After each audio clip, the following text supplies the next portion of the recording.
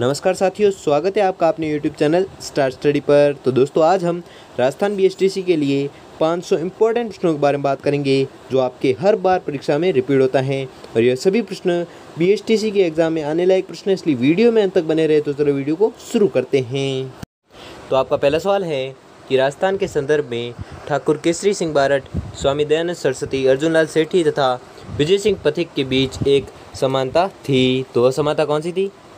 सभी ने स्वदेशी आंदोलन के माध्यम से स्वतंत्रता संग्राम में योगदान दिया। यह इन तीनों या इन चारों में समानता थी। किन किन में? ठाकुर केसरी सिंह बारट, स्वामी दयानंद सरस्वती, अर्जुन लाल सेठी और विजय सिंह पथिक। इन चारों में समानता थी कि सभी ने स्वदेशी आंदोलन के माध्यम से स्वतंत्रता संग्राम में योगदान दिया। अगला सवाल है कि बसंत विलास का प्रसिद्ध चित्र निम्न में से किसके द्वारा बनवाया गया? तो आपको याद रखना है, यह बनवाया गया था आचार्य रत्नगिरी द्वारा।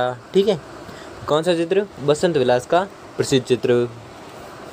अगला सवाल है कि मुख्यमंत्री जिनका जन्म अंतर्राष्ट्रीय महिला दिवस के दिन हुआ था। तो आपको याद रखना है, यह हुआ था वसुंधरा राजे का। ठीक है, वसुंधरा राजे का हुआ था अंतर्राष्ट्रीय महिला दिवस के दिन।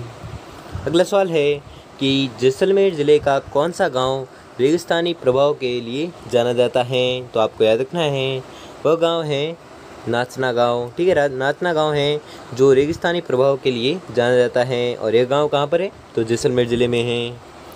अगला सवाल है कि गीदड़ किस क्षेत्र का लोक नृत्य है? तो आपको याद रखना है, यह लोक नृत्य है शेखावाटी क्षेत्र का। ठीक है, कौन सा नृत्य? तो गीदड़ नृत्य। अगला सवाल है कि आचार्य तुलसीदास का जन्म स्थान कौन सा है? तो आपको याद रखना है कि आचार्य तुलसीदास का जन्म स्थान है लाडनू। ठीक है, लाडनू है जो आचार्य तुलसीदास का जन्म स्थान है। अगला सवाल है कि सहरिया जनजाति के लोग अधिकतम किस जिले में पाए जाते हैं? तो आपको याद रखना है, यह पाए जाते हैं बारां जिले में। ठीक है, कौन सी जनजाति के लोग? तो सहरिया जनजाति के लोग। अगला सवाल है कि राजस्थान का अमरनाथ कहा जाता है। तो किसे कहा जाता है? पाली जिले के सादड़ी कस्बे के पास गुफा में स्थित परशुराम महादेव मंदिर, जो राजस्थान का अमरनाथ कहा जाता है। अगला सवाल है कि कौन सी नदी पश्चिमी राजस्थान में बहती है? तो आपको याद रखना है, पश्चिमी राजस्थान में बहती है कौन सी? लूणी नदी, जिसे पश्चिमी राजस्थान की गंगा भी कहते हैं। किस नदी को? तो लूणी नदी को। अगला सवाल है कि गरसिया लोग मृतकों के स्मारक को क्या कहते हैं? तो आपको याद रखना है, यह कहते हैं उर्रे। ठीक है, उर्रे किसे कहते हैं? तो आपको याद रखना है, गरसिया लोग मृतकों के स्मारक को कहते हैं उर्रे। ठीक है, अगला सवाल है कि गंजीफा, घोड़ादड़ी, डाल कुदावणी है तो क्या है? राजस्थान के लोक खेल। ठीक है, ये तीनों लोक खेल है राजस्थान की, गंजीफा, घोड़ादड़ी और डाल कुदावणी। ठीक है, अगला सवाल है कि प्रसिद्ध तैराक मंजरी भार्गव का संबंध है। तो आपको याद रखना है, इनका संबंध है अजमेर से। ठीक है, किनका? मंजरी भार्गव, जो प्रसिद्ध तैराक है। अगला सवाल है कि तीड़ो तरो है तो क्या है? एक सरकारी लगान। ठीक है, एक सरकारी लगान है क्या? तीड़ो तरो। अगला सवाल है कि उदयपुर की तस्करी नुमा पहाड़ियाँ किस नाम से जानी जाती हैं? तो आपको याद रखना है, यह जानी जाती है गिरवा नाम से। ठीक है, कौन सी पहाड़ियाँ? तो तस्करी नुमा पहाड़ियाँ है जो उदयपुर में हैं, वो किस नाम से प्रसिद्ध है? तो आपको याद रखना है, गिरवा नाम से प्रसिद्ध है। अगला सवाल है कि भीलों का अंतिम मृत्युभोज क्या कहलाता है? तो आपको याद रखना है, इनका अंतिम मृत्युभोज कहलाता है काटा। ठीक है, काटा कहलाता है किनका? भीलों का। अगला सवाल है कि लोक संगीत की वह जनजाति जिसका शाब्दिक अर्थ मांगने वाला होता है। तो आपको याद रखना है, वह जनजाति है मांगणियार। ठीक है, मांगणियार है जो जिनका शाब्दिक अर्थ मांगने वाला होता है। अगला सवाल है कि कौन सा क्षेत्र ढूंढाड़ के नाम से जाना जाता है? तो आपको याद रखना है, यह जाना जाता है जयपुर ज़िला। ठीक है, जयपुर ज़िला है जो ढूंढाड़ क्षेत्र के नाम से जाना जाता है। अगला सवाल है कि राजस्थानी जनजीवन में बुर्की डालने से तात्पर्य है। तो आपको याद रखना है, बुर्की डालने से तात्पर्य है वश में करना। ठीक है, वश में करना, बुर्की डालने का तात्पर्य क्या है? तो वश में करना। अगला सवाल है कि आंखें देने वाले बाबा के नाम से प्रसिद्ध हैं? तो आपको याद रखना है वह है कृष्णानंद जी। ठीक है, कृष्णानंद जी है जो आंखें देने वाले बाबा के नाम से प्रसिद्ध हैं। अगला सवाल है कि पृथ्वीराज चौहान का मित्र था तो कौन था? चंद्रवरदाई। ठीक है, चंद्रवरदाई था जो पृथ्वीराज चौहान का मित्र था। अगला सवाल है कि जालोर का किला निम्न में से किस नदी के किनारे पर स्थित है? तो आपको याद रखना है यह स्थित है सुकड़ी नदी के किनारे। ठीक है, कौन सा किला? तो जालोर का किला स्थित है कहाँ पर? तो सुकड़ी नदी के किनारे स्थित है। अगला सवाल है कि वह एकमात्र जिला जहाँ सभी प्रकार के बालू का स्तूप पाए जाते हैं। तो आपको याद रखना है वह जिला है जोधपुर। ठीक है, वह जोधपुर ऐसा जिला है जहाँ पर बालू का स्तूप पाए जाते हैं। अगला सवाल है कि बौद्ध मंदिर के स्मारक किस स्थान पर स्थित हैं? तो आपको याद रखना है यह स्थित है बेराठ में। ठीक है, बेराठ में स्थित क्या है? तो बौद्ध मंदिर के स्मारक स्थित है कहाँ पर? बेराठ में। अगला सवाल है कि मोठ, ग्वार, बाजरा, ज्वार राजस्थान की मुख्य फसलें हैं तो किसकी है? खरीफ की। ठीक है, ये चारों फसलें हैं जो खरीफ की है, मोठ, ग्वार, ज्वार और बाजरा। अगला सवाल है कि राजस्थान के कौन से लोक देवता सांपों के देवता के रूप में पूजे जाते हैं? तो आपको याद रखना है वह लोक देवता हैं गोगा जी।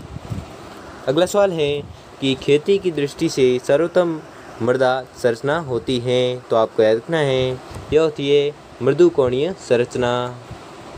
अगला सवाल है कि कालीबंगा सभ्यता किस नदी के समीप विकसित हुई? तो आपको याद रखना है यह विकसित हुई थी सरस्वती नदी के समीप। ठीक है, तो कौन सी सभ्यता विकसित हुई थी? तो कालीबंगा सभ्यता। किस नदी के समीप विकसित हुई? तो सरस्वती नदी के समीप विकसित हुई। अगला सवाल है पांडुपोल कहाँ पर स्थित है? तो आपको याद रखना है यह स्थित है अलवर के पास। ठीक है, क्या स्थित है? पांडुपोल। अगला सवाल है कि राजस्थान में मानसून सर्वप्रथम किस जिले में प्रवेश करता है? तो आपको याद रखना है मानसून सर्वप्रथम प्रवेश करता है बांसवाड़ा जिले में। ठीक है, अगला सवाल है कि गढ़सीसर तालाब किस जिले में स्थित है?